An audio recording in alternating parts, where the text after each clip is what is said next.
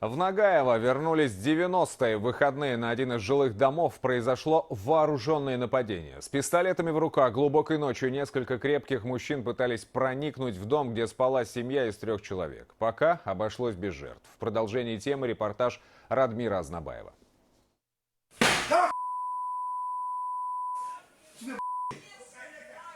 У него пистолет.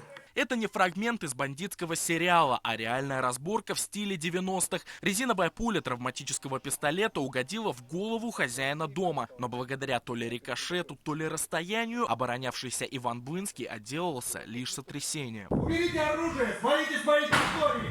Вы берете мой дом штурмом! Вы что ли? Я надеюсь, ты понимаешь, что ты сейчас взял в руки оружие. В одной из нападавших Иван узнал свою соседку Елену Ахунову. Она и командовала 3 мужчинами. Со слов потерпевшего, вся бригада находилась под шофе. Группа молодых людей пыталась проникнуть в дом, но забор выдержал натиск злоумышленников. Тогда они стали кидать камни по окнам. Как выяснилось позже, яблоком раздора стал этот колодец. Со слов Ивана, через него Елена стала сливать канализационные стоки в общий водоем и отравлять местных жителей. Смотрим в колодец, который предназначался под питьевую воду, его переделали под канализацию. Вот сейчас видим, то, что тут и какахи, и воняет, и в трубе находится туалетная бумага. Сначала непосредственно я заболел с острой кишечной болью, то есть это прям отравление, самое настоящее. Потом отравились гости, кто к нам приезжал, на удивление, то есть просто там ручки помыли, там умылись, все. Заболели. После того, как Иван пообещал соседке подать на нее жалобу в соответствующие органы, она и стала угрожать мужчине. В ту ночь от трагедии уберегла бдительность другой соседки. Она и предупредила семью Блынских об опасности. Я нахожусь между ними 2.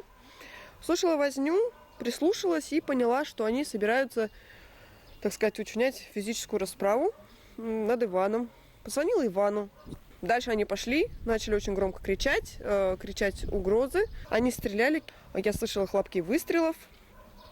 Было очень страшно, на самом деле. Это было вот прям как в бандитском сериале каком-то. От самой нападавшей комментария получить не удалось. И даже несмотря на включенный свет в ее доме и открытые окна, калитку никто не открыл. Сегодня Иван прошел судебную медэкспертизу, чтобы выяснить степень тяжести полученных травм. Тем временем МВД начало расследование. В настоящее время по данным фактам проводится проверка. Устанавливаются обстоятельства произошедшего. По результатам проверки будет принято процессуальное решение. И по сегодняшний день Ивану и его семье приходят угрозы. То обещают сжечь дом, то и вовсе расправиться втихую. Они обещали вернуться, обещали сжечь нас в домах, в собственном доме и не выпускать. Ко мне лично подходили и угрожали из группы нападавших. И мы очень боимся, у нас каждую ночь ночуют родственники, ночуют друзья и соседи. За покушение на убийство Елене и ее боевым товарищам может грозить до 15 лет тюрьмы, но уголовное дело пока не возбуждено. Нападавшую и еще 3 мужчин в ту ночь забрали полицейские, однако через несколько часов отпустили. Жители Нагаева до сих пор не могут отойти от случившегося. Поселок считается одним из элитных районов Уфы, но отныне вряд ли безопасным. Радмир Азнабаев, Дан Хамитов, Тимур Каюмов. Новости Уфа.